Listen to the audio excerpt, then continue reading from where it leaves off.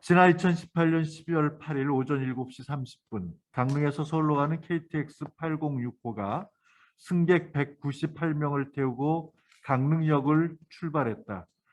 출발한 지 5분 안 돼 탈선했다. KTX 806호가 탈선한 이유가 있었다. 강릉기지 방향과 서울 방향 분기점에 있는 선로 전환기가 고장나 있었기 때문이었다. 그런 사실도 모른 채 관제소에서는 열차를 정상적으로 출발시켜도 된다고 지시했다.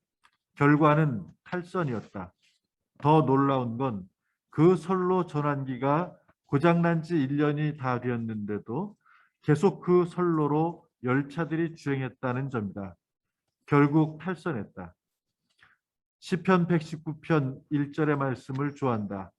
행위가 온전하여 여호와의 율법을 따라 행하는 자들은 복이 있으며 하나님은 걸어가고 있는 길이 흠결이 없는 사람, 복이 있는 사람이라고 하신다. 그 흠결이 없는 길은 야훼의 법 안에서다. 유감스럽지만 지금 우리 교단은 총회가 앞장서서 우리 교단에 소속한 교회들을 흠결이 있는 길, 탈선할 수밖에 없는 길로 교회들을 강제로 끌고 가고 있다. 엄연히 살아있는 실정법인 우리 교단의 헌법 28조 6항을 강제로 잠재우고 결의한 제104회 총회 결의는 한국교회 역사에 오점을 남기는 획을 긋는 사건이었다. 저는 오늘 통합총회 바로세우기 공개 토론회를 개최하면서 우리 교단 총회가 회복되는 전환점이 되기를 바란다.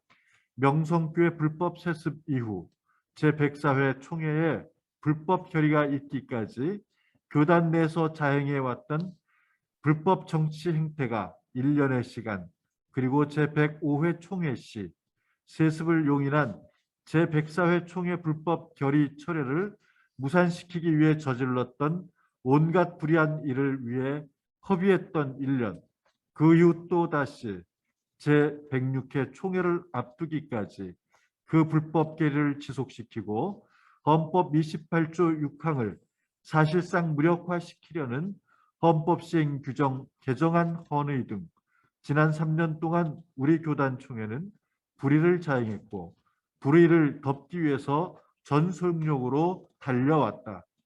이제 3년이 꽉 찼다. 남은 결과는 2018년도에 KTX 806호 탈선과 같이 우리 교단 고속 열차가 탈선하는 것 외에 더 있겠는가. 예수님도 3년 공생에 하나님 나라 운동을 마치시던 마지막 고난주간 예루살렘 성전에 올라가셨다가 성전 당국자들과 긴긴 논쟁을 하셨다. 그리고는 공식적으로 예루살렘 성전을 떠나셨다. 그때 눈물을 흘리셨다. 그 눈물을 흘리시던 예수님 모습이 지금 자꾸 눈에 어른거린다. 예루살렘아 예루살렘아 선지자들을 죽이고 내게 파송된 자들을 돌로 치는 자여, 암탉이 그 새끼를 날개 아래 모음같이 내가 내 자녀를 모으려 한 일이 몇 번이더냐. 그러나 너희가 원하지 아니하였도다. 오늘 총합통회 바로 세우기 공개 토론회가 제발 탈선으로 가는 마지막 길목이 아니라 돌이킴 회개, 회복의 전환점이 되는 기회가 되기를 소망한다. 예, 우리 박은호 목사님께서 안타까운 마음으로 원고로 보내주셨습니다. 우리 박수로 한번 감사드리겠습니다.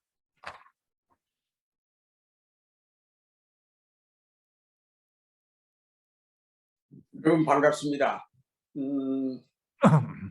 이렇게 온라인으로 뵙게 되고 이렇게 특별히 이 좋은 문제를 가지고 얼굴을 댔으면 좋겠는데 이렇게 별로 안 좋은 문제들로 가지고 이렇게 대면하게 된 것도 안타깝게 생각합니다.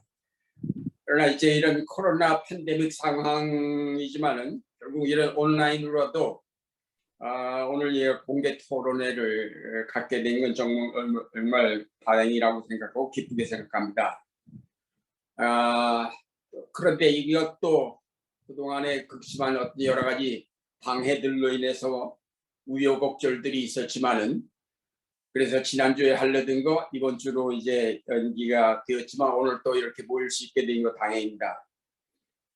예, 사실 잘못된 것을 바로잡아 간다는 것은 그야말로 어렵고 힘든 일이라는 사실들을 오늘 우리는 체험하고 있는 것이라고 봅니다. 여기 제목이 통합총회 바로 세우기라고 이름이 붙었는데 결국 우리 총회가 지금 경과보고를 들었듯이 잘못되었기 때문에 이걸 바로잡자는 것인데 사실 우리의 총회가 뭐 그동안에도 여러 가지 문제가 많았지만은 이번에 이렇게 명성교회 문제로 말미암아서 계속 어려움을 겪고 계속 문제에 직면하고 있다고 봅니다. 사실 우리가 이런 세습 문제 가지고 떠들 때가 아니고 지금은 기후위기라든지 사회의 극심한 변화들을 통해서 우리가 다루어야 할 예언자적인 직책들이 세고 벌렸는데 우리가 기껏해서 교회 세습 문제 가지고 이런 문제를 토론한다는 것 자체가 안타까운 일이 아닐 수 없습니다. 오늘 아침 신문을 보니까 천주교는 아예 구체적으로 2040년까지 탄소 중립 문제를 다루고 성당마다 이 햇빛을 통해서 이제 에너지 공급하는 문제를 비롯한 여러 가지 대책들을 구체적으로 세워서 이게 한 성당당 1억 5천씩 예산을 세우고 그걸 집행한다는 보고를 들었습니다. 지금 교회들이 이런 문제에 집중해도 모자랄 판에 지금 우리는 기껏해야 교회 세습 문제 가지고 싸우고 있는 꼴이 됐으니 참으로 안타까운 일이 아닐 수 없습니다.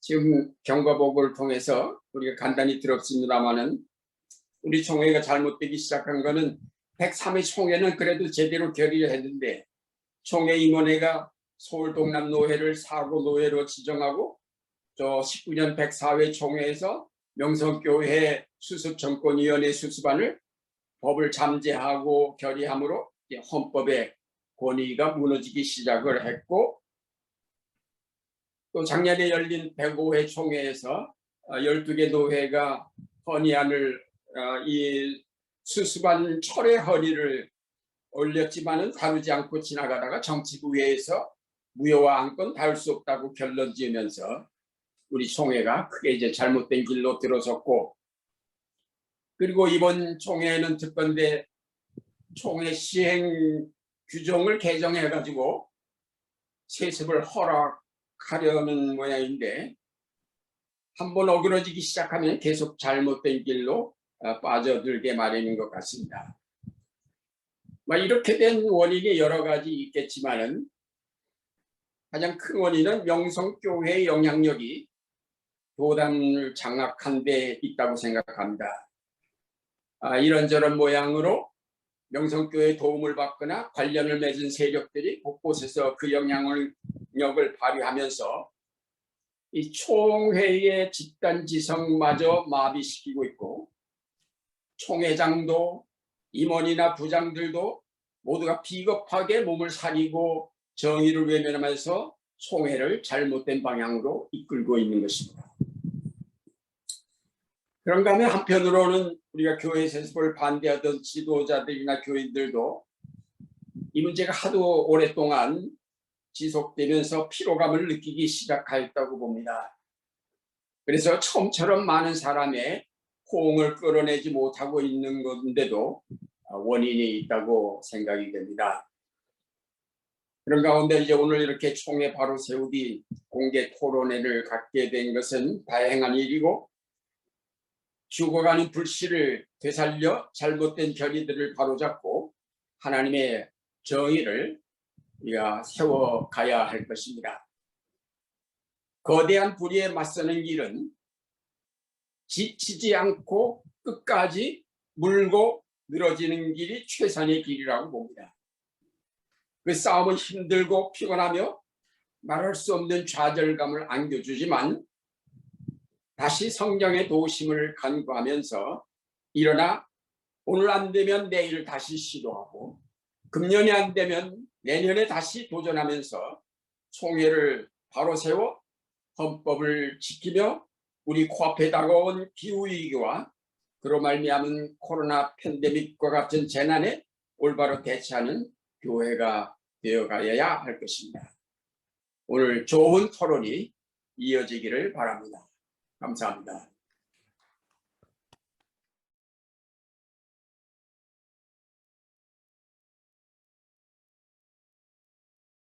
여러분 안녕하십니까? 저는 김동호 목사입니다.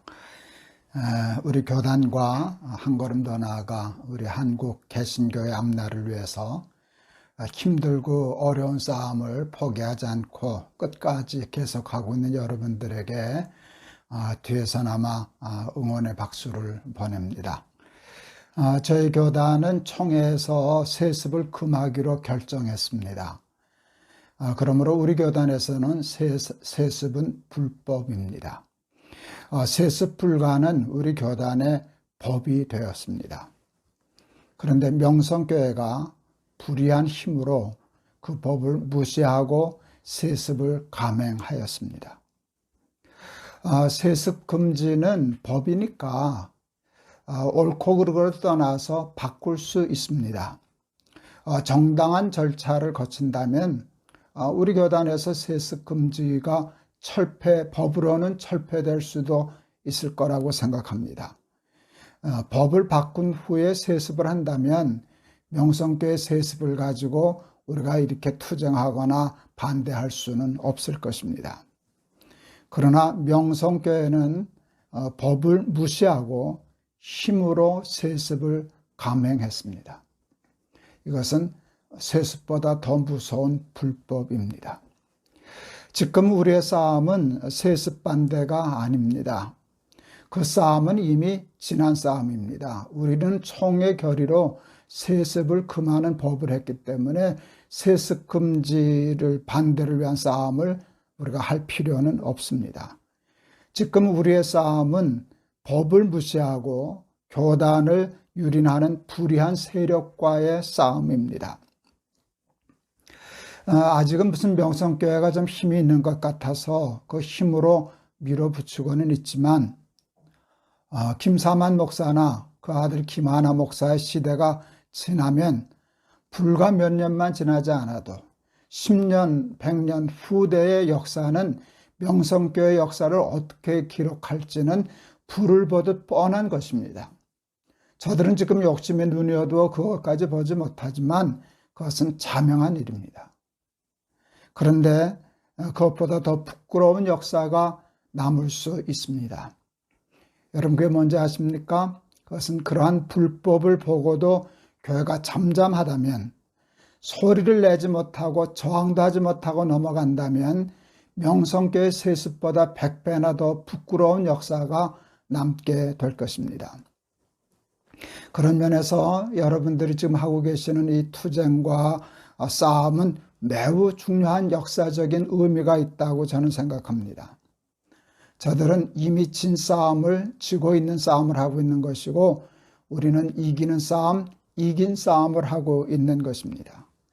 사랑하는 여러분, 낙심하지 말고 끝까지 싸워서 부끄러운 역사를 우리 후손들에게 물려주지 않기 위해서 애쓰는 여러분들 되시기를 바랍니다. 여러분 감사합니다. 위해서 늘 기도하고 응원하겠습니다. 감사합니다.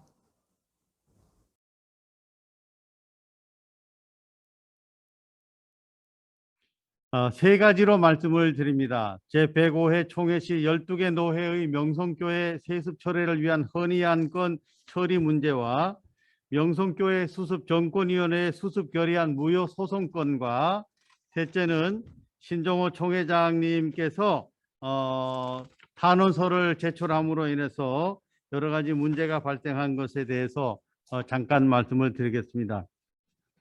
여러분 잘 아시는 바와 같이 제103회 총회 재판국은 재심 판결 예총 재판국 사건 재심 제102-29 주문에서 서울 동남노회 제73회 정기노회에서 결의한 김하나 목사의 위임 목사 청빙 청원안 승인 결의는 무효임을 확인한다고 명확하게 판결한 바가 있고 이것이 우리 총회에서 수용이 되었습니다. 제104회 총회 명성교회 수습정권위원회는 명성교회 수습안을 내어놓고 토론 없이 표결에 붙여서 결과적으로 재석 1204명 중 찬성 920명으로 명성교회 수습정권위원회 수습안이 가결되었습니다. 이 내용이 총회록에 잘 기록이 되어 있습니다. 그 내용은 제가 생략합니다. 이후에 서울노회, 제주노회, 평북노회 등 12개 노회가 제104회 총회 시에 명성교회 수습정권위원회를 통해서 제안되고 결의된 수습결의안을 철회해 달라는 건의안을 지난 제104회 총회 때 건의를 하였습니다. 제105회 총회 시에 건의안 처리 과정은 본회의에서 결의된 위원회의 보고는 필히 총회 본회의에서 하기로 되어 있는 장로회 각 지리회의 회의규칙 23조 2항 본회의 결의로 구성된 위원회 조사 보고관 안건은 본회에서 처리되어야 한다. 단 타회에 이송할 수 없다는 규정에 위법한 행위였습니다. 그래서 회원 중에서 여러 명이 회무 처리 시에 원칙을 명시하고 회의 규칙대로 진행할 것을 요구했지만 105회 총회장은 규칙 부장의 위법적 의견을 근거로 본회의에서 다루지 않고 결과적으로 정치부로 넘겼습니다. 정치부로 이관된 내용은 결과적으로 두 번에 거쳐서 공존을 하다가 재론동의 없이 다룬 것이라고 하는 근거 없는 내용으로 결정을 하고 총회 임원회 보고해서 총회 임원회는 그대로 받아버림으로써 건의하는 아무 쓸모없는 쓰레기처럼 취급을 받아서 폐기되고 말았습니다. 현재 105회 회기 중에 106회 총회를 준비하는 가운데 명성교회 불법적인 세습 문제 또는 수습 결의안의 철회 또는 폐기를 주장하는 안으로 헌의된 것이 전무한 상태에서 이 건과 연관한 정상적이고도 공개적인 회복 처리에 대한 절차가 다 생략되어 있는 상태에 있기 때문에 106회 총회에서 이 문제를 제대로 다루지 않게 된다면 굉장한 어려움에 처하게 될 것이라고 예상이 되어집니다. 두 번째, 명성교회 수습정권위원회의 수습결의안 무효소송건입니다. 이 수습결의안의 불법성은 법을 잠재할 수 있는 근거가 없습니다. 총회 결의는 헌법을 포함한 상위법을 잠재할 수 없는 것이고 그래서 결의안으로 법적으로 문제가 되기 때문에 정치적으로 해결하고자 했던 내용이라고 볼 수 있습니다. 그래서 2020년 9월 25일 1128명의 목회자들이 정직한 총회를 위한 예장통합 목회자 이름으로 서명해서 제105회 예장통합총회의 결의에 항의한 바가 있고 통합총회 바로세우기 행동연대는 이런 문제의식을 가지고 2020년 12월 30일에 성명서를 발표함과 동시에 103회 총대 자격을 가졌던 네 분의 이름으로 서울지방법원에 총회 결의 무효 소송을 제기했고 현재 재판 중에 있습니다. 총회 측 대리인인 법무법인 광장 측 변호사들은 총회 재심 판결을 인정하고 있지만 이 수습 결의안은 명성교회와 서울 동남노회 간의 갈등의 문제를 해결하기 위한 화합적 차원에서 한 것임을 명분으로 내세우고 있습니다. 세 번째로 신정호 총회장님의 탄원서 사건과 전준호의 고발건 및 총회 재판건 재항고건입니다. 2021년 1월 1일자로 송구영신 예배를 통해서 명성교회 김하나 목사는 실질적인 명성교회 담임 목사로 복귀를 했습니다. 한 주일쯤 후에 명성교회 정모 안수 집사님이 김하나 목사 직무 집행 정지 가처분 소송을 서울 동부지방법원에 제기를 했습니다. 그리고 명성교회 측은 명성교회의 장로가 대표로 있는 법무법인 로고스 변호사들이 명성교회를 대리하는 변호사 업무를 맡고 있습니다. 그런데 법무법인 로고스의 요구에 의해서 현 우리 총회장 신정호 총회장님은 3월 7일자로 이 직무집행 정지 가처분소를 기각시켜 달라고 하는 취지의 탄원서를 제출해서 로고스가 3월 9일자로 제출을 했고, 또 이 탄원서에는 대한예수교 장로회 총회장이라고는 직책을 밝혔고, 서기인 목사님이 총회력을 복사해서 원존 대조필 도장과 서기 직인을 찍은 바가 확인되고 있습니다. 그 다음날 2021년 3월 10일자로 서울 동부지방법원 판결에서는 기각됨으로써 신종회 총회장의 탄원서에 영향이 크게 미쳤다고 판단되고 있습니다. 총회장님께서는 총회를 대표하는 공식적인 대표자로서 총회 재심 재판국을 통해서 명백하게 판결이 났고 총회가 인준까지 한 재심 판결을 부정한 바가 있습니다. 이 재심 재판이 사회 분위기에 편승해서 여론에 떠밀려서 재판한 것이고 적법 절차를 무시한 채 원심 판결을 뒤집는 판결을 해서 교단 내부에 많은 논란과 분쟁을 야기했다고 적시하고 있습니다. 이 일로 인해서 행동연대 임원 4인의 이름으로 현 신종호 총회장님을 전주노회에 고발을 했고 전주노회에서는 불기소 처분이 되고 지금 현재 총회 재판국에 재항고장이 제출이 돼서 있지만 현재 재판국이 계속 연기됨으로 인해서 정상적인 재판이 이루어지지 못하고 있는 형편에 있습니다. 이상의 여러 가지 상황을 종합적으로 판단했을 때 네 가지를 결론적으로 말씀을 드립니다. 첫째, 경과를 정리하면서 결론적으로 제104회 총회 이후에 갈수록 우리 총회는 자정 능력이 저하되고 있어서 안타까움을 금할 수 없다는 느낌입니다.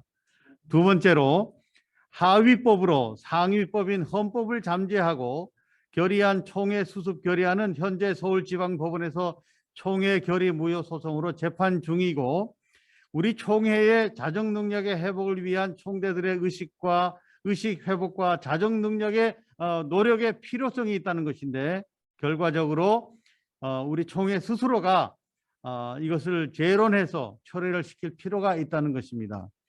셋째로 총회장이 명백한 총회 재판국의 재심 판결을 부정하고 왜곡한 탄원서 사건과 더불어 재심 판결의 명백한 판결의 의미를 우리 총대님들과 전국 교회가 바르게 이해하고 알고 지켜야 될 과제가 있다는 것입니다. 마지막으로 제106회 총회에 헌의된 헌법 시행 규정 개정안은 총회 헌법 정치 28조 6항을 보완해서 더 좋은 법으로 만드는 것이 아니라 무력화시키려고 하는 잘못된 개정안이라고 저희들이 판단하고 있기 때문에 장차 교단 내에 더 많은 교회들이 분쟁이 일어날 계기를 마련하는 것이기 때문에 이것을 이번 총회 때 우리가 꼭 토론해서 막아야 되지 않느냐 하는 이런 과제로 저희들이 생각하고 있음을 마지막으로 정리해 드립니다. 감사합니다.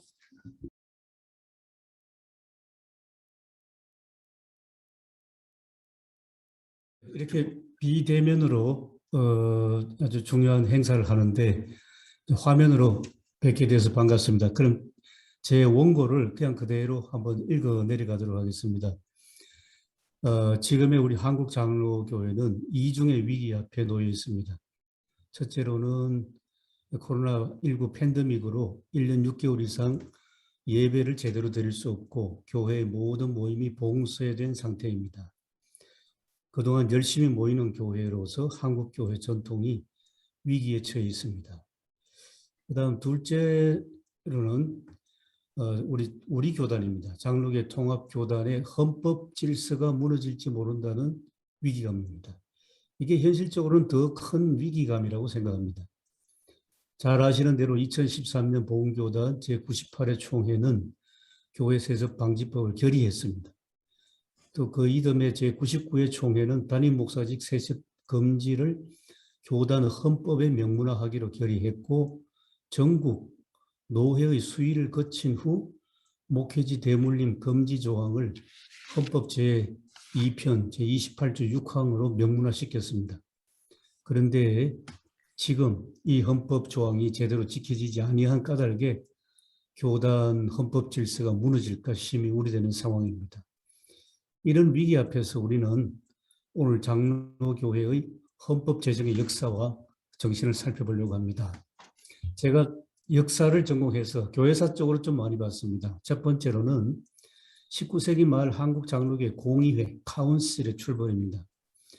미국, 호주 또 캐나다로부터 각각 그 당시 조선으로 파송된 장로교 선교사들이 1893년에 장로회 공의회를 최종 조직했습니다. 그 목적은 이 나라의 조선에서 개혁교회 신앙, 장로교회 정치를 사용하는 단일 교단, 하나의 교단을 세운 데 있었습니다. 장로교회 정치에는 이미 자유와 평등 그리고 공화주의 원리가 들어있었습니다. 이것이 조선 장로교회 체제의 밑거림이었습니다. 공화주의는 그러나 당시 선교 현장이었던 조선의 역사 속에서 한 번도 경험해보지 못한 낯선 것이었습니다. 조선시대에는 국민이라는 개념이 없었습니다. 사회 전반에 피지배층을 뜻하는 백성이 있었고 또 백성의 한자어인 민는 갓난아이 그러니까 이제 붉은 몸으로 태어난 적자로서 피통치자를 뜻하는 그런 백성이었습니다.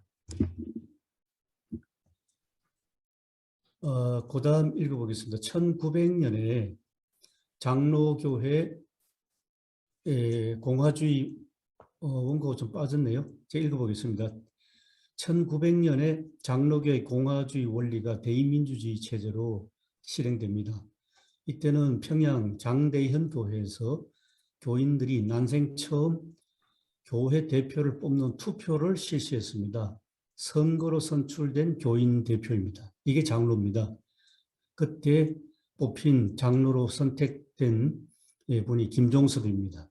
교인 장로로서 장로에 임직했습니다. 그 이후로 전국 각처 교회에서 선거로 장로가 선출됐습니다. 그리고 교인 대표인 장로가 선출된 교회에서는 당회가 구성됐고 장로는 지교회를 대표하는 총대가 되어서 장로의 공의회 회원이 됐습니다. 총대 장로는 이 공의회에서 투표권 등의 권리를 가진 동시에 선교사와도 동등한 권리를 가졌습니다. 그리고 이제 장로교의 헌법 제정 단계에 들어갔는데요. 그 헌법을 바탕으로 해서 흔히 말하는 동노회, 조선 전국 독립노회가 조직됩니다. 1905년 대한제국에서 입헌 정체론이 부각되고 또 근대화 계몽 담론이 확산되던 그 시기에 장로회 공의회는 세계 여러 대륙의 장로교회들과 그러니까 미국, 캐나다, 호주 등등의 장로교회들과 나란히 동등한 회원이 되는 독립노회 설립을 추진했습니다. 장로회 공의회는 노회 명칭부터 정했는데요. 조선 예수교 장로회로 명명하고 그리고 2년 후 1907년 노회를 정식 창립하기로 결의했습니다. 이에 그 다음 나온 거 교회 헌법준비위원회가 조직되고 이 위원회가 인도 장로교에서 제정한 이른바 12신조를 한국 장로교회 신조로 제안합니다. 계속해서 정치 형태에 관하여는 장로회 교의에서 논의되었습니다. 1년 후 1906년에 영국 장로교회 웨스트민스터 정치모범을 따라 제정된 정치 형태가 장로회 공의회에 제출됩니다. 이것을 1년 더 연구하기로 합니다. 이에 교회 헌법준비위원회는 조선 장로교회에 적용 가능한 간략한 정치 형태를 장로회 공의회 앞으로 제출했습니다. 그 다음 1907년 대한제국에서 고종 황제가 강제로 퇴출당합니다. 퇴위된 이후에 9월 17일 장로교회는 나라 상황하고 비교해 보십시오. 고종 황제는 강제 퇴위되고 9월 17일 장로교회는 2년 전에 결의한 대로 헌법에 기초한 전국 규모의 노회를 설립합니다. 이게 중요합니다. 헌법에 기초한 전국 규모의 노회입니다. 노회에 참석한 전국 총대들은 웨스트민스터 소요리 문답 12신조를 조선 장로교회 헌법으로 보고받고 이 헌법을 향후 1년 동안 임시로 채택하기로 하고 그리고 계속해서 이 헌법을 검토하기로 합니다. 이듬해 1908년 제2회 노회는 소요리 문답 12신조를 완전 채택하고 정치 규칙도 함께 채택했는데 이 규칙이 1922년 새로운 헌법으로 대체될 때까지 유지됩니다.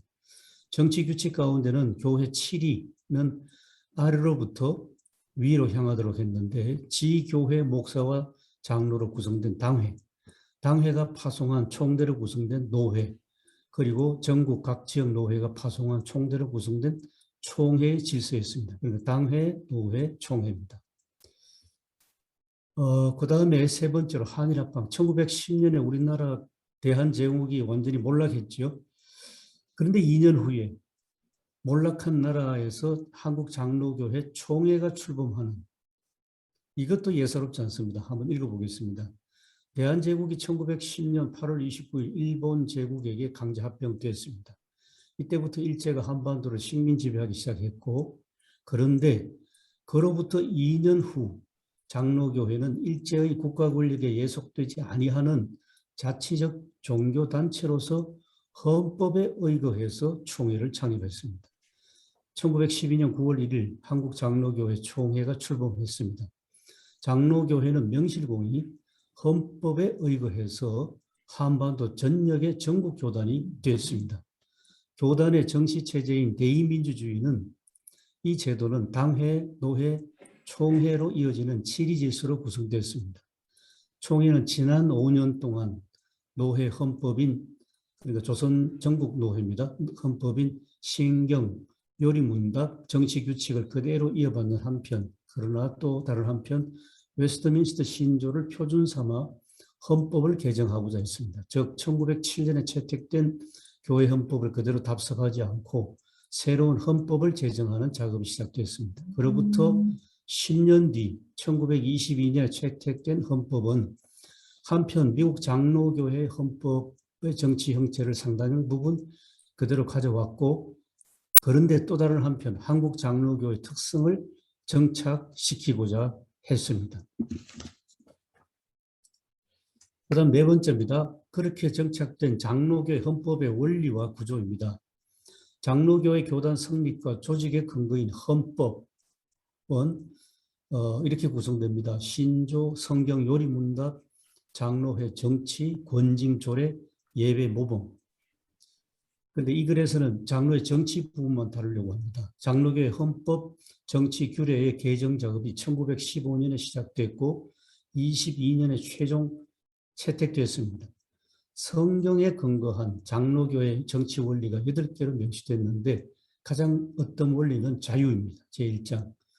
인간의 존엄성에 근거한 개인 양심의 자유, 또 교회의 국가 권력으로부터의 자유를 명시했습니다.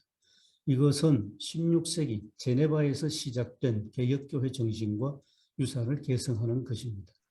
그 나머지 원리들에 대해서는 장신대 서원모 교수가 아래와 같이 4가지로 요약 정리했습니다. 첫 번째는 입헌주의입니다. 장로교회는 헌법에 따라 다스려진다. 계속 헌법입니다. 헌법에 따라 다스려진다. 헌법에 따라서 각 치리회, 당회, 노회, 총회가 회중에 의해 선출됩니다. 또 선출된 직원이 목사, 장로, 집사의 직무는 헌법에 규정된 범주 안에서 행사할 수 있는 권한을 위임받았습니다. 독재가 될 수 없는 거죠. 두 번째 원리는 대의민주주의 제도입니다. 장로교회는 교인이 선출한 직원에 의해서 운영됩니다. 지교회 위임 목사의 선출은 공동의회에서 선거하고 장로와 안수 집사의 선출은 세례교인의 선거에서 결정됩니다. 지교회 당회가 소속 노회로 파송하는 총대 역시 선거로 선출되고 각 지역 노회가 전국 총회로 파송하는 총대도 역시 선거로 선출됩니다. 이게 대의민주주의고, 세 번째 원리는 집단지도 운영입니다. 장로교회는 치리회의 집단지도 체제로 운영되는데 이것이 장로교회 정치의 기본 정신입니다. 교회의 치리가 어느 특정 개인의 힘에 이끌려 독재 정치로 떨어지지 않도록 하기 위함입니다. 이것은 신약 성경 사도행전 초대교회 사도들의 전통을 따르는 것이고, 또 치리가 집단 지도로 이루어져야 합리적 타당성을 가집니다. 그러나 치리회의 집단 지도가 언제나 옳고 완벽하다는 뜻은 아니고요. 어떤 특정 개인의 의사가 독단적으로 결정되는 위험을 사전에 미리 방지해야 한다는 교회 구성원들의 합의가 반영되어 있습니다. 또한 7위의 집단 지도에는 동등의 원리가 내포되어 있습니다. 즉 노회의 안수로 지교회에 임직한 목사, 그 교회 교인 대표자인 7위 장로가 동일한 권한으로 각항 사무를 처리합니다. 지교회의 당회는 목사와 장로가 모두 있어야 되고 조직되고 또 목사와 장로가 모두 출석해야 당회 성수가 됩니다. 그다음에 마지막 네 번째입니다. 관계망으로 연결된 유기체로서 우주적 공동체, 신앙 공동체, 소위 오늘날 말하는 에큐메니컬 공동체인데요. 장로교회는 어느 장소에 나 홀로 고립하여 존재하는 외톨박이가 아니고 전 세계 보편교회의 일원입니다. 즉 교회는 예수 그리스도를 구주로 믿고 고백하는 세계 모든 신앙인이 남녀노소, 민족, 인종을 초월해서 전 지구적인 관계망으로 연결된 유기체적인 우주적 신앙 공동체입니다.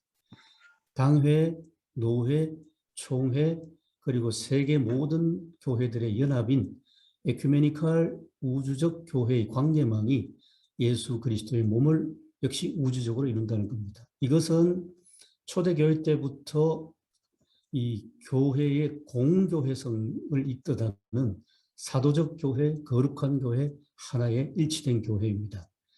사도신경의 삼위일체 하나님을 신앙 고백하는 이 교회가 곧 우주적 신앙 공동체라는 그런 뜻입니다. 이제 마지막으로 한번 정리하겠습니다. 미국, 호주, 캐나다 장로교회가 각각 파송한 선교사들이 1893년 조직한 에큐메니컬 연합체인 장로회 공의회가 발전해서 1907년 한국 장로교회가 헌법에 기초하여 전국 조직체인 노회를 창립했습니다. 이 노회가 1912년 총회 창립으로 이어졌습니다. 이동안에 1910년 대한제국이 몰락했고 그리고 국가 주권을 상실했고 이 나라에서는 일제 식민 지배가 시작됐습니다. 국가 주권을 빼앗긴 나라에서 그 땅의 국민인 장로교회 교인들은 공화주의 원리가 실현된 대의민주주의 제도의 헌법을 가졌습니다. 1919년 장로교회의 3.1운동 참여는 교회 헌법에 명시된 장로교 신앙 정신의 정치사회적 실천이었다고 생각합니다. 만민의 평등, 인간의 자유에 기반한 대의민주주의가 교회 헌법 원리에 포함되어 있기 때문에 교회의 3.1운동 참여는 이 정신에 대립하는 일제의 전제군주제 국가 권력에 저항한 행동이었다고 봅니다. 장로교회는 헌법으로 다스리는 입헌주의 질서입니다. 그래서 헌법 수호가 대단히 중요합니다. 이것이 지켜지지 않으면 장로교회는 무너질 겁니다. 헌법에 기반한 교단의 정치체제인 대의민주주의 제도는 당회, 노회, 총회로 이어지는 7위 질서로 구성됩니다. 또한 헌법에 의거한 장로교회 체제는 국가 권력에 예속되지 아니하고 자치와 자유를 보장받는 종교단체입니다. 이것이 공교회로서 장로교회고 또한 이것이 교회의 공공성 가운데 하나입니다. 감사합니다.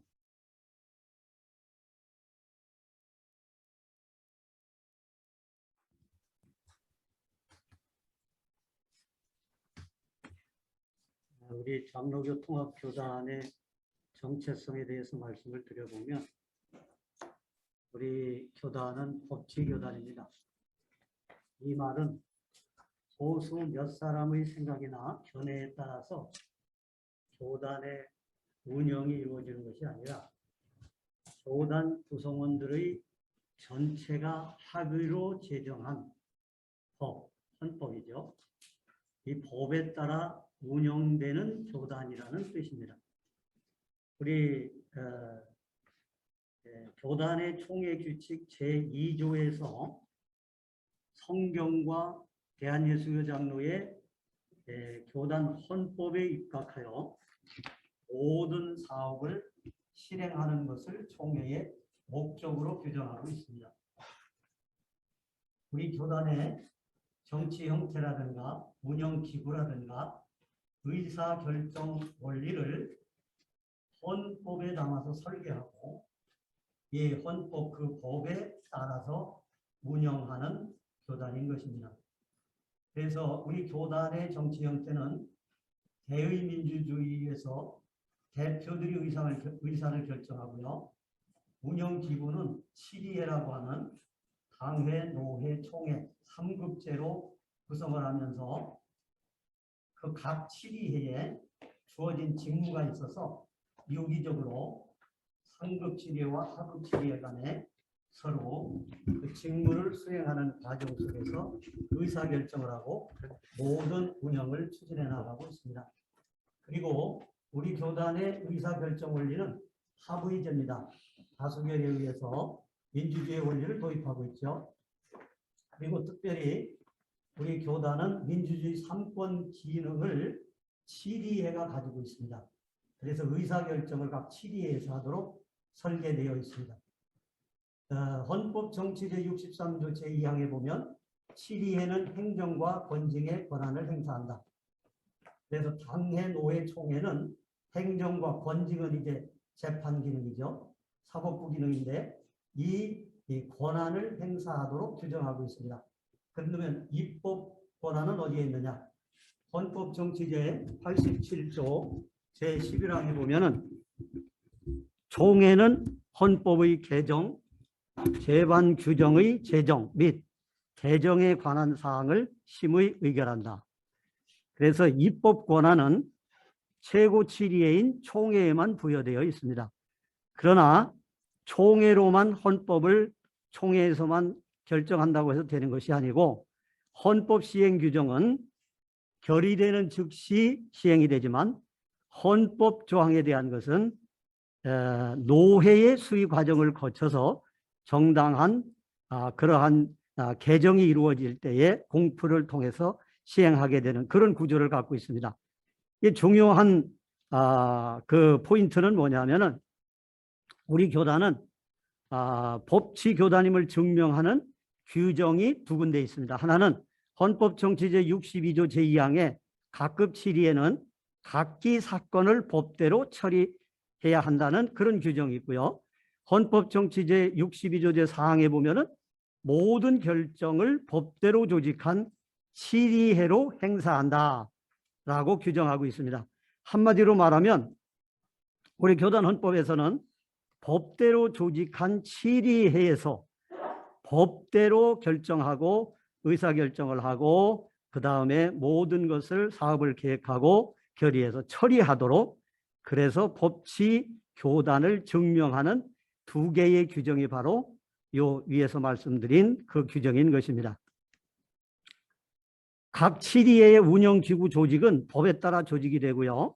그래서 모든 운영 그런 그 권한은 법에 따라 그 권한 행사가 이루어져야 된다는 것이죠.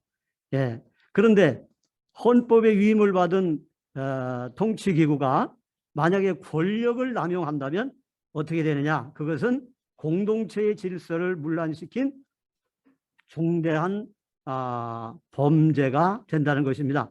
그래서 우리 쓰는 그 용어가 있죠. 국헌문란, 헌정문란 이런 말을 쓰고 있는데 법치라고 하는 것은 한마디로 말하면 법의 지배, 법의 지배, 룰 오브 로, 법의 지배라 그렇게 표현할 수 있는데요. 최고의 권력자나 실력자, 실세들도 법 아래에 있는 것 이것이 바로 법의 지배고요. 법에 의한 지배, 룰 바이 로, 권력자나 실세가 법 위에서 위치하여 법을 가지고 통치수단의 도구로 사용하는 것. 이게 바로 유사법치인데 우리 교단이 이러한 방향으로 지금 흘러가고 있습니다. 예전에는 법의 지배에 의한 그러한 통치가 그런 운영이 교단 안에서 이루어졌었는데 요즘에는 의사결정이 소수 몇 사람에 의해 좌우되면서 법치보다는 정무적 판단에 의한 치리권 행사 이것이 지금 대세를 이루고 있습니다. 그러다 보니까 경우와 이익에 따라서 고무줄처럼 법을 적용하는 문화가 그 교단의 주도권의 축을 중심으로 예민하게 움직이면서 적법과 위법이 이익에 따라 상호 교차 작동하는 흐름으로 가고 있습니다. 그래서 내 편에게는 관대한 법 적용이, 상대편에게는 엄격한 법 적용이 이루어지면서 그 결과 공정성 시비가 발생하게 되죠. 그러다 보니 반목과 대립이 증폭되면서 갈등의 골이 깊어져가는 그런 상황에 있게 됩니다. 자, 그럼 여기서 이제 법치의 의미를 좀 말씀드리면, 법치는 사람과 폭력에 의한 자위적 지배를 배격하고 합리적으로 공개적으로 제정된 법의 지배를 통해 공동체의 질서를 유지하고 공정사회를 이루고 사회의 정의를 실현하는 것을 목표로 합니다.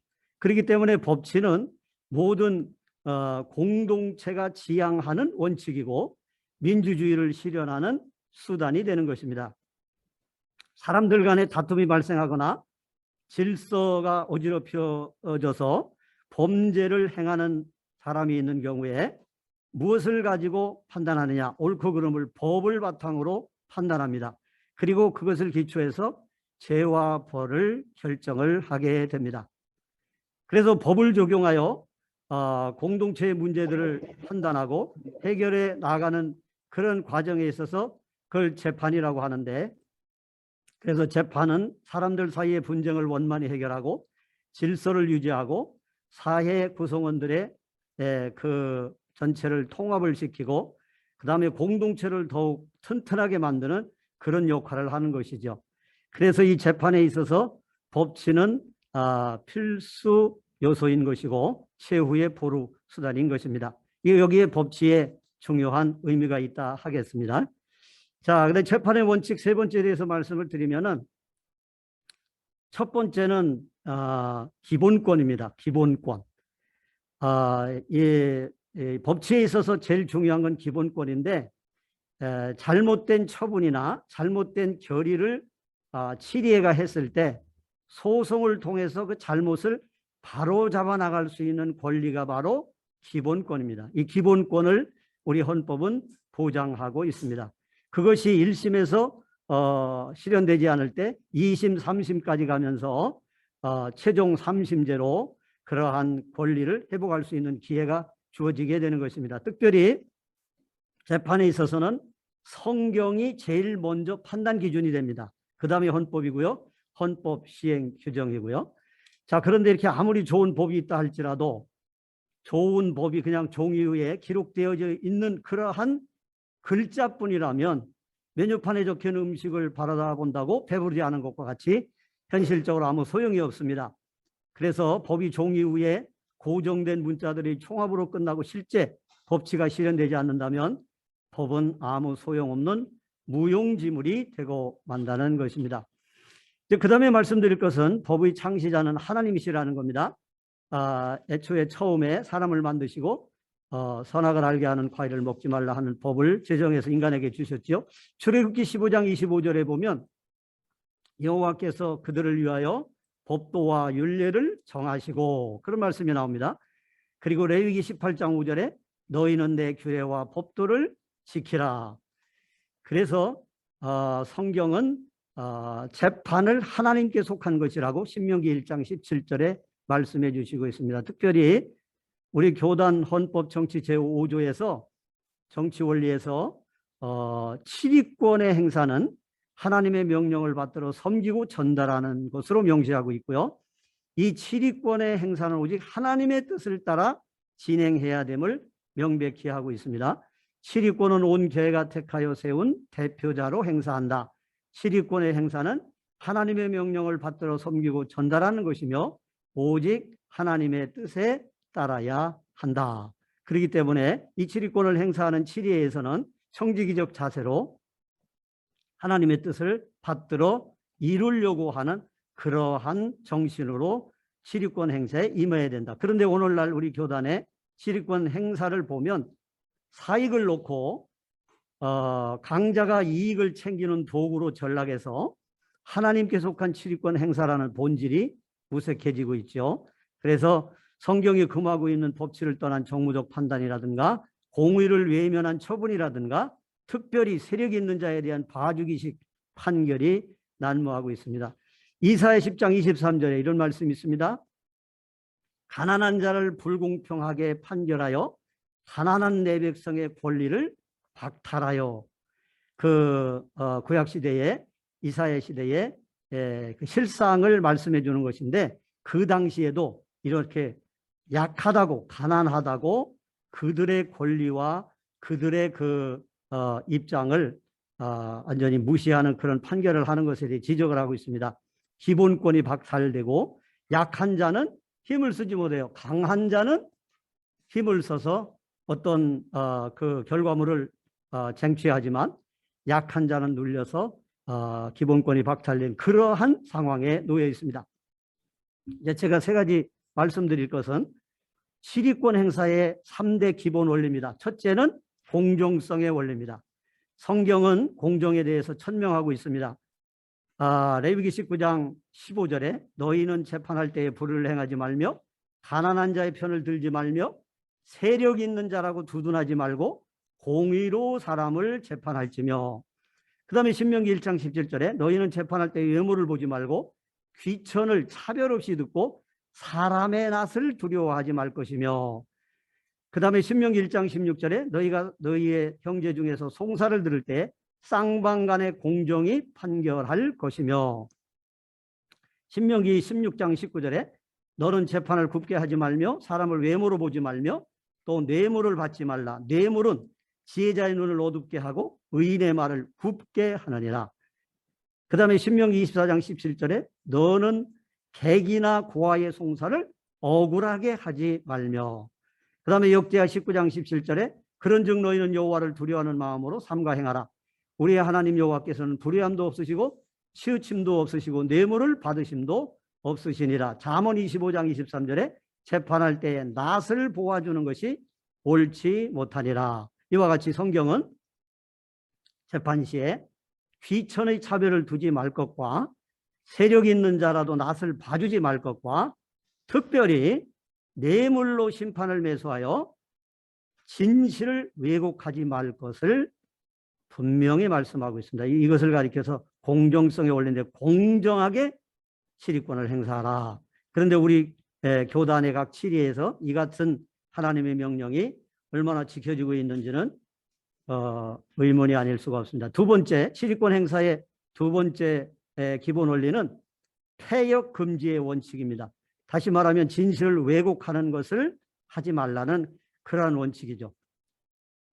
특별히 역대하 19장 6절에서 재판관들에게 성경은 이렇게 특명을 내리고 있습니다. 너희가 재판하는 것이 사람을 위하여 할 것인지 여호와를 위하여 할 것인지 살펴라. 개역 성경에는 너희의 재판하는 것이 사람을 위함이 아니요 여호와를 위함이다. 그래서 너희가 재판할 때 여호와께서 너희와 함께 하심이니라. 이렇게 말씀하고 있으면서 이 재판은 사람의 일이 아니라 사람이 수행해도 하나님을 위한 일로 하나님이 그 자리에 함께 계심을 말씀하고 있습니다. 이때에 특히 주의해야 될 것은 폐역의 금지입니다.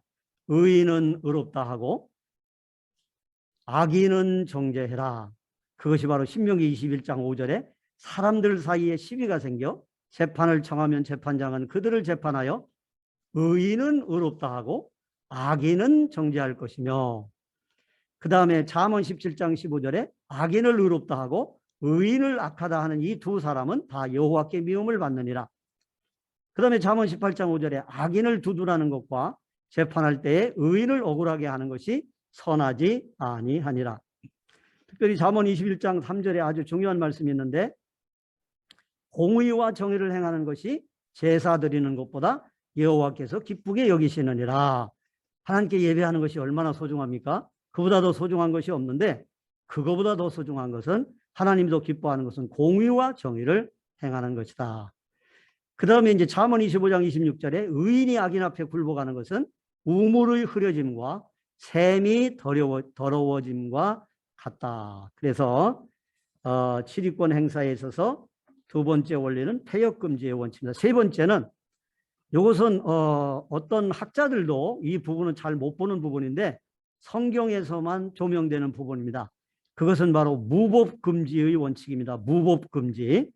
신명기 17장 10절로 13절의 말씀을 보면 무법, 법 세계에서 밖으로 나가는 거죠. 법 바깥으로 나가는 것은 악이라고 규정하고 있습니다. 악. 그래서 악을 제하여 버리라. 그래서 무법하게 행하지 아니하리라. 그래서 우리 교단에서도 헌법시행규정 부칙 제7조에 법조문 신설 없이 법 없이 총회 결의로 헌법과 시행규정의 시행유보나 효력 정지를 할 수 없도록 딱 못 박아두고 있고요. 재판의 최종 판결에 대해서는 그 판결을 내린 치리회의 치리회장이 또 거기서 행하지 않을 때는 최종적으로 교단의 책임을 맡고 있는 총회장이 판결 집행 의무를 갖고 이것을 수행하도록 되어 있습니다. 근데 이 의무를 불이행할 때는 그게 이제 죄가가 되죠. 헌법권 제3조 2항에 헌법에 정해진 중대한 의무를 위반하는 게 죄가 됩니다. 우리는 이걸 잘 모르고 있는데 굉장히 중요한 부분입니다. 그래서 여기서 이제 강조할 것은 법을 떠나서 법 바깥으로 나가서 법을 없애고 치리회가 어떤 결의를 하는 그 결의는 아무런 효력이 없습니다. 왜냐하면 무법으로 갈 경우 법을 없애는 그러한 그 무법 세계로 갈 경우 헌법의 기능이 상실돼 가지고 헌법에 의해 설계된 치리회 구성이나 그 직무나 거기서 그 결정할 수 있는 모든 기능이 사라집니다. 그래서 치리회의 존립 자체가 소멸되는 원인이 되는 것이죠. 그렇기 때문에 각 치리회에서는 무법 세계를 자처하여 스스로 치리회 존립 기반 자체를 허물며 자해하는 일이 없도록 이제 이러한 일이 교단 안에서 만약에 생겼다면 이것은 빨리 이 원칙에 의해서 시정하고 회개하고 돌이켜야 되겠죠. 자, 그런데 교회 역사, 우리 한국 교회 역사에서 성경과 헌법이 무너진 사례가 있습니다. 신사참배를 가결을 했는데 가결할 당시에 가만 묻고 불은 안 묻고 그냥 가결을 선포했습니다. 이때에 선교사들 20여 명이 막 고함을 지르면서 불법이요 항의합니다 하고 저항을 했지만 소용없었고요.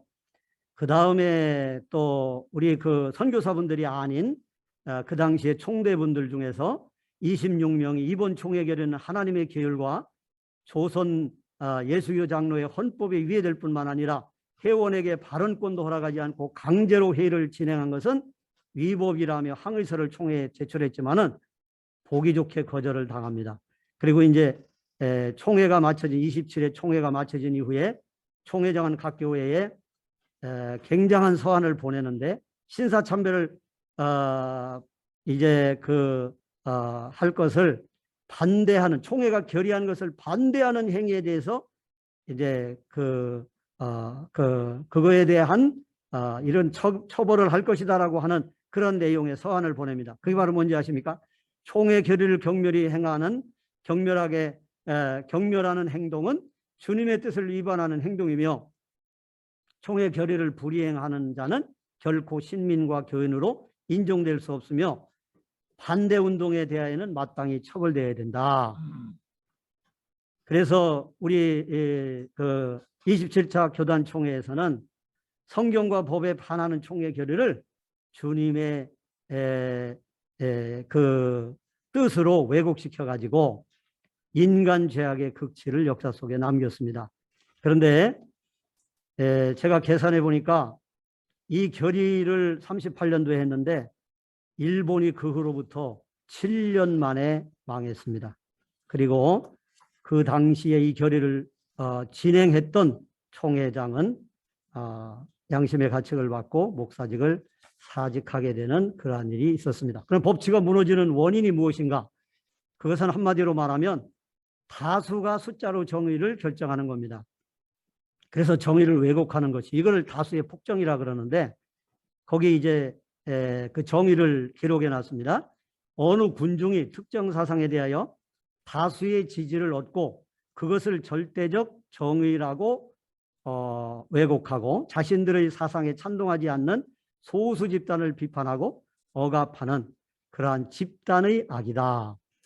그래서 이 다수의 복종에서 사용하는 방법이 다수를 자극하는 감성과 편가르기입니다.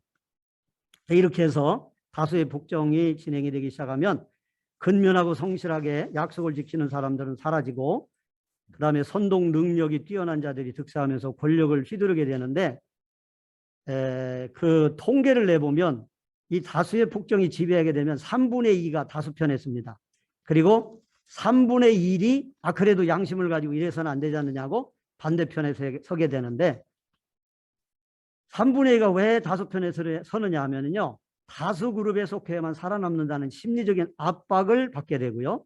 겁에 질려서 침묵하거나 아니면 그 다수의 세력에 편승해서 부역자, 조력자로 등장하게 됩니다. 그래서 그렇게 되다가 보면은 원칙과 룰은 아주 사장되고 땅에 묻히고요. 강자에 의한 정글이 법칙이 지배하는 야만 사회가 되는 것이죠. 종교 집단하면 가장 정의로워야 할 그런 곳 아닙니까? 그런데 이런 데서 법치에 반하는 의사결정이 나오는 이유가 바로 이러한 연유에 의해서 그렇게 된다 하는 것을 알 수가 있습니다. 이제 맺는 말은 거기 나와 있는 그 글을 참조하시면 되고 법과 정의는 맥락에 같고요. 또 법이 없으면 정의도 없고 정의가 없으면 법도 없다. 그리고 교단 내에서 현안이 등장할 때마다 잡음이 일어나는 원인은 법에 따라 공정하게 현안을 처리하지 않은 이유 때문이다. 이거 법치가 무너지면 조직의 안녕과 질서도 무너진다. 또한 절차적 정당성이 확보되지 않으면 공정도 무너지고 정의도 설당을 잃어버리게 되죠. 힘과 권력이 진실을 가릴지라도 진실은 사라지지 않으며 언젠가는 밝혀집니다. 시리에가 법을 잠재하더라도 성경까지 잠재할 수는 없습니다. 만약 성경까지 잠재한다면 기독교 신앙 밖으로 나가야 되겠죠. 그렇기 때문에 헌법에 의해 구성된 치리회는 그 결정과 판단의 최후보루로 성경으로 삼고 성경에서 명한 세 가지 원칙을 따라 치리회가 운영되어야 되겠습니다. 이는 세상과 구별되는 교회만의 지니는 특성입니다. 이제 우리 교단의 과제는 바로 뭐냐? 무법세계로 나간 그 과오를 이제 정리하고 법치교단의 본 모습을 회복하는 것만이 교단을 살리고 교단의 현안을 푸는 해법이다. 바로 지금이 이 법치를 회복해야 될 때가 되었다 하는 말씀입니다. 이제 마지막으로 한 말씀 드리면 레위기 18장 5절에 너희는 내 규례와 법도를 지키라. 사람이 이를 행하면 그로 말미암아 살리라. 신명기 4장 1절에 이스라엘아 규례와 법도를 듣고 준행하라. 그리하면 살리라. 교단이 살 길은 법치뿐입니다. 법치는 교단을 반석에 세우는 초석입니다. 교단 이제 모습이 이 법치의 본 모습을 회복하는 그러한 기점이 될 수 있기를 바랍니다. 이상입니다. 감사합니다.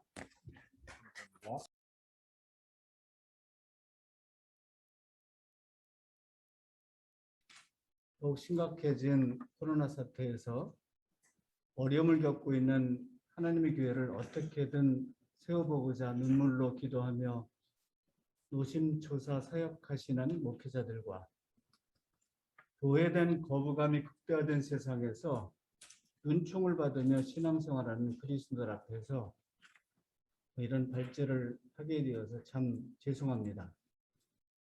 지금은 교회 본질 회복과 신앙 공동체 발전에 집중하여 성찰하고 그것을 나아가는 방안을 나눠야 하는데 사역 현장과 삶의 자리와는 다소 거리가 있는 발제를 하게 되어 정말 송구스럽습니다. 우리 총연법의 세습 관련 헌법 시행 규정의 개정 청원이란 믿기지 않는 날벼락 같은 일이 벌어져 오늘 공개 토론을 하고 발제를 하게 되었습니다. 총회 헌법소와 세습 반대는 좀 식상한 주제이지만 코로나 시대에 한국교회를 바르게 회복하고 통합 총회 정상화의 출발점이 바로 세습 반대와 세습 금지를 규정한 총회 헌법을 수호라는 생각을 떨칠 수가 없어서 이렇게 나서게 되었습니다. 헌법 시행 규정 청문회 불미스러운 사태에 직면한 목사로서 참 창피합니다. 제가 몇 가지 사안을 가지고 발제하겠습니다. 우선은 이번에 청원한 개정 신설안을 좀 보겠습니다. 헌법 시행 규정 제16조 1 제5항 이렇게 되어 있습니다.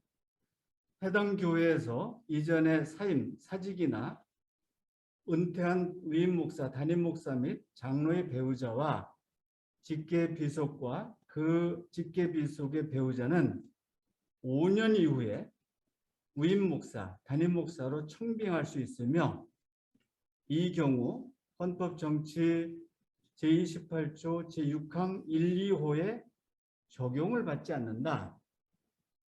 도저히 이해하기 힘든 개정 청원안입니다.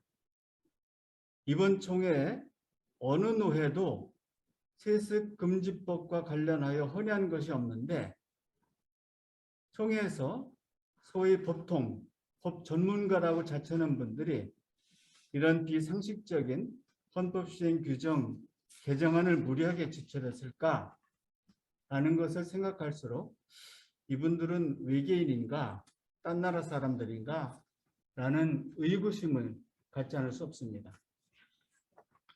문제점은 세 가지만 말씀드리겠습니다. 첫째, 비교적 수월한 헌법 시행 규정의 개정 신설로 모법인 총회 헌법 정치 제28조 6항 1례 세습 금지 조항을 무력화하자는 의도입니다. 이는 꼬리로 몸통을 흔드는 꼴인데 헌법 시행 규정 개정은 그 마지막 이 문구가 가관입니다. 이 경우 헌법 정치 제28조 제6항 1, 2호의 적용을 받지 않는다. 법상식으로 하위법이 상위법을 훼손하는 것은 있을 수 없는 일입니다. 이는 삼척동자도 다 아는 위헌입니다. 두 번째, 개정으로 인한 교회 사회적 신뢰 추락에 대한 무지와 무시, 회피와 외면을 보여줍니다. 한국교회는 최근 코로나19에 대한 어설픈 대응으로 사회적 신뢰가 끝없이 추락하고 있습니다. 교회에 거리두기를 하라, 대면 예배에 가지 말라, 교회에 가서 문제 생기면 책임져라. 기독교인 직장인들이 흔히 듣는 말들입니다. 교회 성장은 사회적 신뢰가 없이는 불가능하다는 것은 기본 상식입니다. 최근 우리 사회의 화두는 공정인데 세습은 노골적인 아빠 찬스를 허용하는 것에 불과합니다. 코로나 시대 사태에서 많은 이들이 실직하고 자영업은 망하고 하루하루 힘들게 살아가는 가슴 아픈 시대에 꼼수로 세습을 권장하는 개정 청원을 하는 이 우리 총회를 보면은 사람들부터 해도 너무한다, 왕짜증난다, 교회는 이제 구제불능이다 라는 말이 들려올 것이 뻔합니다. 제106회 총회에서 개정안을 다루는 것 자체로도 교회는 아예 세상의 관심 밖으로 밀려날 것입니다. 좀 전에 유경재 목사님이 격려서에서 언급하신 대로 천주교는 어떻게든 탄소를 줄여볼까 하고 수원교구가 결정을 하고 200개 교회에서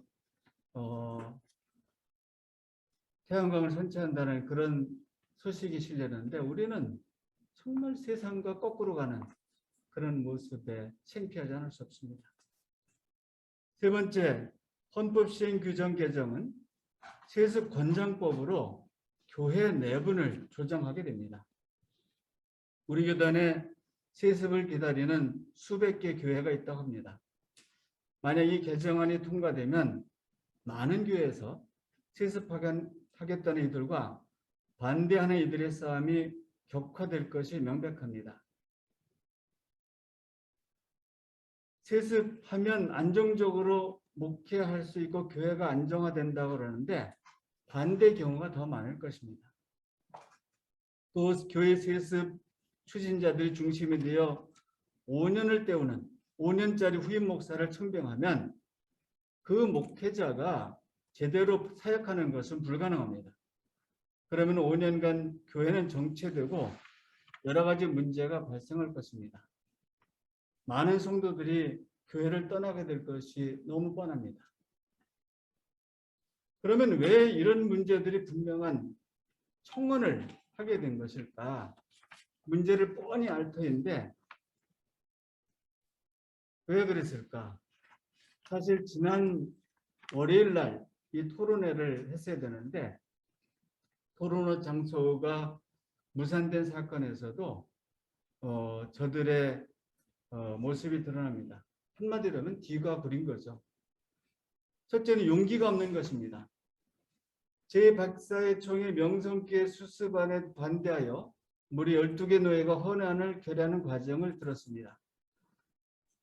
노임원들은 수습안 결의 철회 헌의안을 극구 반대했으나 긴급 동의로 허락을 받아 어렵게 가부 투표를 해보니 대다수 노회원들이 압도적으로 찬성하여 결의천의 헌의안이 결의되었다고 합니다. 오로지 하나님의 공의를 염두에 두고 큰 준비 없이 제안했는데 이런 결과를 놓고 제안자들도 놀랐다고 합니다. 세습 추진자들은 교회와 노예 바닥민심은 세습에 반대하는 것을 잘 알고 있는 까닭에 총회헌법의 세습 금지 조항을 개정하거나 폐기하는 것을 청원하는 것을 애써 피하고 있습니다. 왜냐하면 만약에 헌법을 3분의 1로 개정해도 노예에서 전체 노예에서 3분의 1 넣는 것을 불가능하다는 것을 아는 까닭입니다. 정면 돌파를 피하고 시행규정 개정을 청원한 것 자체가 당당하지 못한 비겁한 행태입니다. 두 번째, 정치적 힘에 도취된 것입니다. 즉 이는 최근에 우리 교단 총회 분위기에 편승한 것입니다. 제104회 총회가 결의한 불법적인 명성교회 수습 결의안에 대하여 무려 12개 노회가 제출한 결의 철회 헌의안을 지난 105회 총회에서 편파적인 진행으로 정치부에 넘기고 정치부와 임원회가 핑퐁게임을 하더니 이상한 논리, 재론동의를 하지 않았다는 이유로 폐기합니다. 그리고 신정호 총회장은 공인으로서의 직분을 망각하고 명성교회 김하나 목사 직무정지 가처분 소송의 재판부에 총회 재판국 재심 판결을 폄훼하는 탄원서를 버젓이 제출했습니다. 이런 모습을 보고 명성교회 영향력이 대단하다는 사실을 알고 있는 이들이 이제는 우리 총회를 좌지우지할 수 있다는 자신감에 자기들도 모르게 안하무인이 되었습니다. 이번 개정 청원을 낸 이들은 교단 정치의 몰두한 결과 공의 하나님을 두려워하는 신앙심과 교회를 사랑하는 마음이 옅어진 것이라고 밖에는 해석할 도리가 없습니다.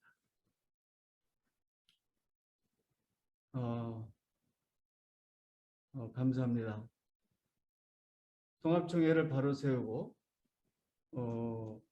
교회 위신을 세우고자 하는 저희 총회 헌법소와 세습반대 서명운동에 계속해서 관심과 기도, 참여를 부탁드립니다. 저희들의 이 서명운동은 다윗과 골리앗의 싸움과 같습니다. 우리 모두가 다윗이 될 때 무소불위의 골리앗을 물리치고 총회의 질서를 회복하고 하나님 공의를 세울 수 있다고 생각합니다. 여러분의 관심과 기도를 부탁드리고 하나님 은총이 어려움이 없는 여러분들에게 충만하시기를 진심으로 기원합니다. 고맙습니다.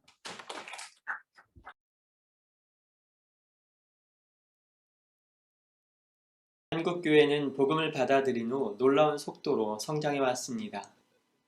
민족 발전을 견인해 왔고 사회 정의의 중심점에 서 있기도 했습니다. 그래서 천만 그리스도인 선교사 파송 2위의 사명을 감당해 올 수 있었습니다. 그러나 이 시대 기독교는 더 이상 그와 같은 선구적인 역할과 또 좋은 이미지를 가진 곳이 아닙니다. 오히려 사회 발전을 저해하는 이중적이고 신뢰할 수 없는 집단의 대표가 되어버렸습니다. 이러한 배경에는 여러 가지 이유가 있겠지만 그 중에 하나는 탐욕으로 점철된 교회 세습에서 그 이유를 찾을 수 있습니다. 우리 교단에는 이미 세습을 금지하는 헌법이 제정되어 있습니다. 하지만 이를 지키지 않고 보란듯이 세습하는 교회가 등장했습니다. 또 이를 막으려는 움직임을 비난하고 힐난하고 돈과 권력에 기대어서 자신의 뜻을 관철하려고 하는 움직임이 만연하기도 했습니다. 옳고 그름을 분별하는 것은 구약시대 제사장들에게 매우 중요한 일이었습니다. 그런데 하나님 앞에서 이 일의 옳고 그름을 분별하지 못하고 돈과 욕심에 이끌려서 살아가는 목회자, 성도가 있다면 우리는 제대로 된 사명을 감당할 수 없을 것입니다. 교회 세습보다 더 중요하게 감당해야 될 일들이 우리에겐 많이 있습니다. 빠르게 변화하는 시대 가운데 어떻게 하면 세상에 복음을 잘 전할 수 있을지 의논하고 준비하기에도 부족한 시간입니다. 그런데 우리 교단 헌법에도 분명히 금지하고 있고 세상에서도 그것은 잘못된 일이라고 말하고 있는 이 교회 세습, 이 일에 땀 흘리고 수고하고 있는 분들이 있다면 그것은 누구를 위한 헌신이고 땀인지 생각해 볼 수 있으면 좋겠습니다. 우리의 열심과 땀이 어디를 향해야 할지 생각하고 힘을 연합하면 좋겠습니다. 잘못된 것은 잘못되었다 이야기하고 바로잡고 지나가면 좋겠습니다. 이 일을 위해서 우리 모두가 합력하기를 바랍니다.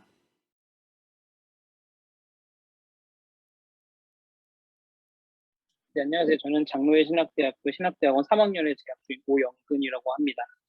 작년까지 신대원 학부회장으로 섬기기도 했습니다. 이런저런 말들을 준비했는데 오늘 말씀해주신 강의들이나 이런 걸 들으면서 생각난 것들을 그냥 생각나는 대로 좀 말씀드리고 싶습니다. 신대원 3학년 마지막 학기에 헌법 수업을 배웁니다. 그 헌법 첫 수업에서 헌법 개정을 위해서는 노예 수의를 받아야 한다. 그런 절차에 대해서, 원칙에 대해서 가장 먼저 가르칩니다. 근데 이 시행규칙을 개정해서 헌법을 무력화하려는 이 시도 자체가 학생들이 배우는 그 원칙에 완전히 배치된다는 것을 뼈저리게 느끼고 있습니다. 그리고 이 목회 세습이라는 악을 가리고 정당화하기 위해서 더 큰 악을 범하는 것, 이것이 더 돌이킬 수 없는 죄가라는 생각을 하고 있습니다. 그리고 이 뻔한 의도가 보이는 이 어리숙한 실수가 이 총회와 교단 안에서 효력을 발휘한다는 것 자체가 우리 교단과 교단 총회의 수준과 현실을 보여주는 것은 아닌가라는 그런 생각도 하게 됩니다. 이 자리에 계신 우리 선배님들께 감히 부탁드리고 싶은 것은 선배님들이 모범이 되어 주셔야 한다는 겁니다.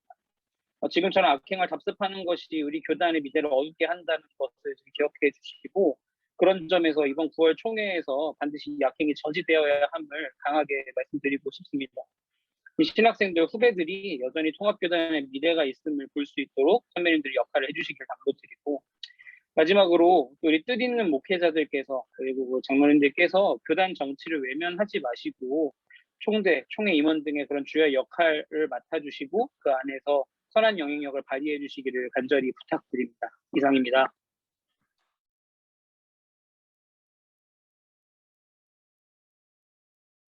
예, 안녕하세요. 저는 서울 동남노회 명성교회에 소속되어져 있는 노회 이용영 목사입니다.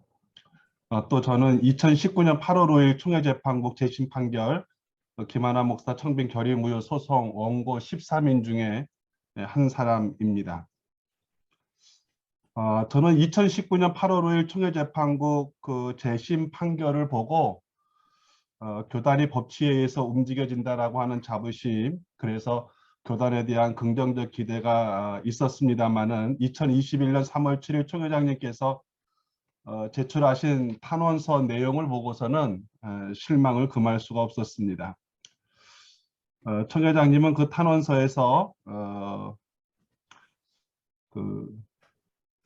김하나 목사의 청빙을 반대하는 측, 또 사회적 분위기에 편승하여 세습이라는 프레임 혹은 뭐 여론전, 또 총회재판국은 이러한 여론에 떠밀려 적법 절차 무시한 채 종전 판결을 뒤집는 재심 판결을 했고 교단 내부 많은 논란과 분쟁을 야기하게 되었다라고 말씀하셨습니다. 그러나 사실은 아닙니다.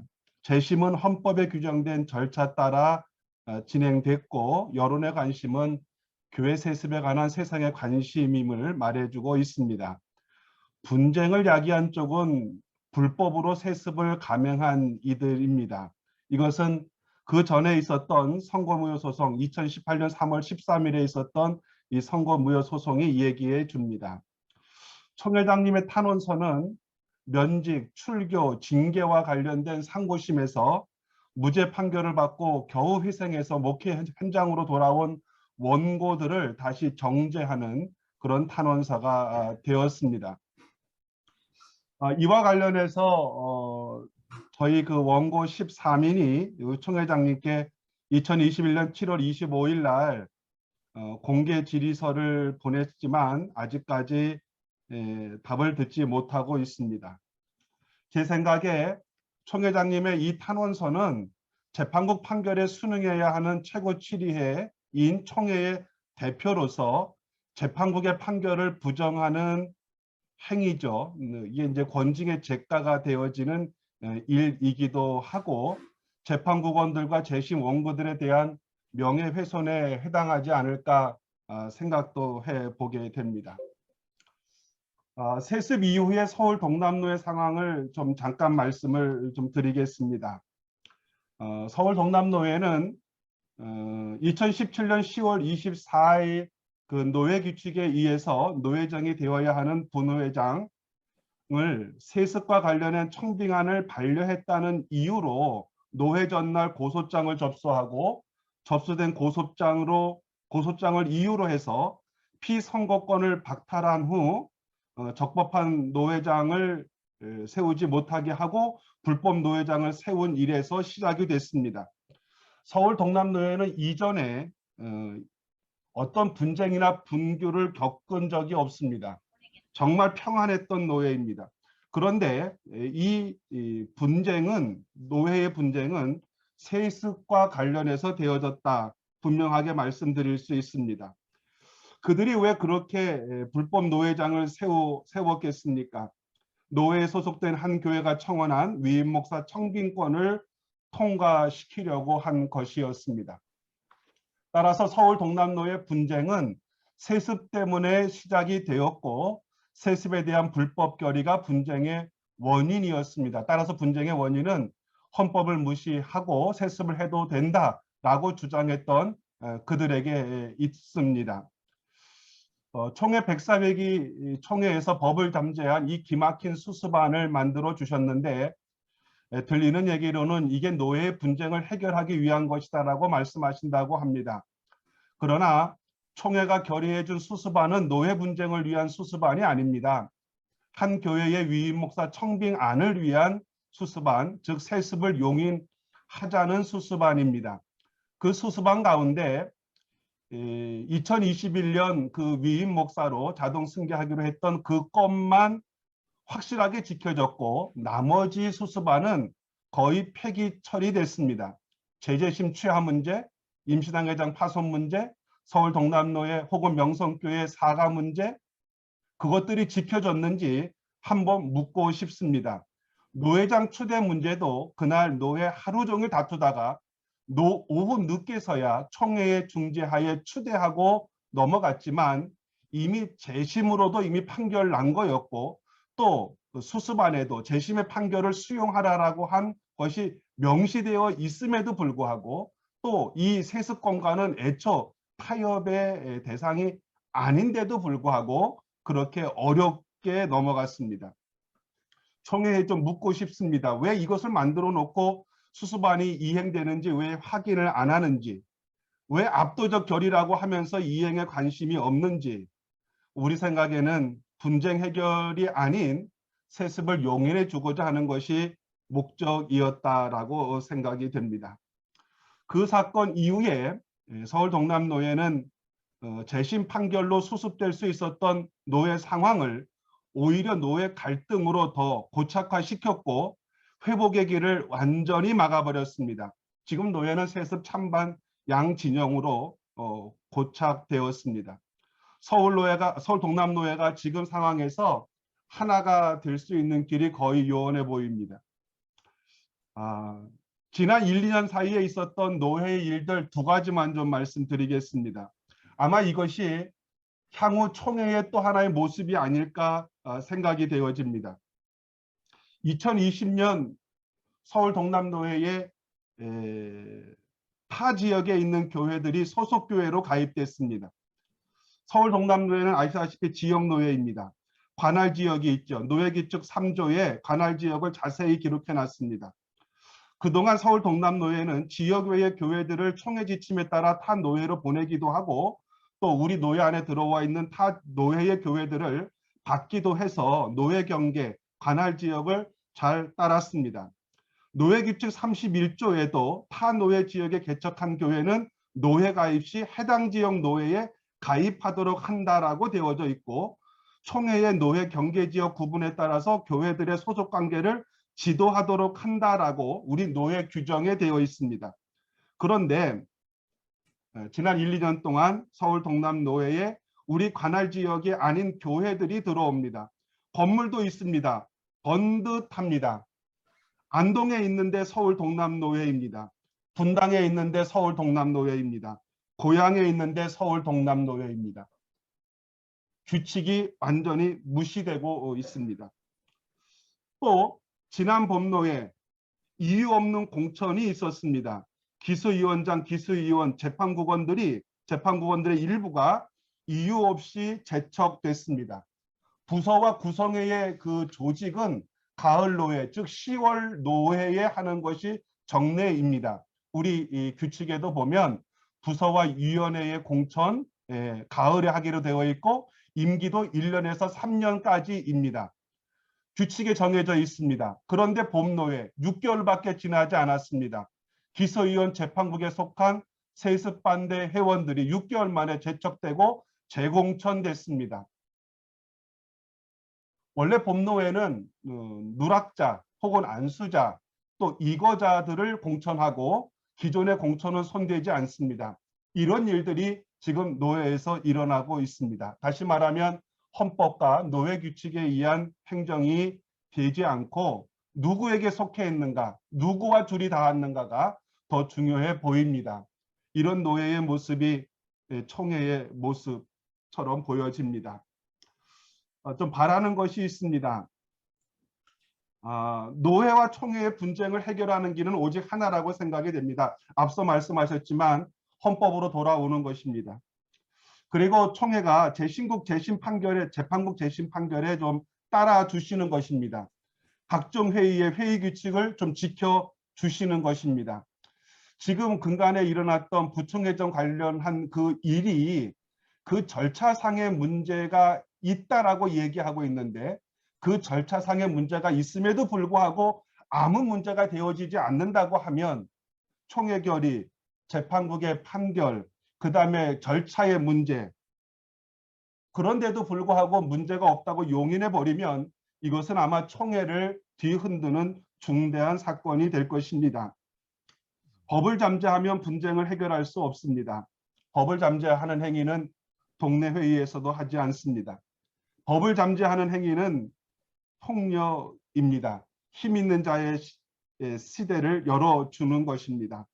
바라기는 우리 106회기 회계가 좀 부끄러움을 걷어내는 좀 그런 총회가 되기를 다시 한번 바라봅니다. 감사합니다.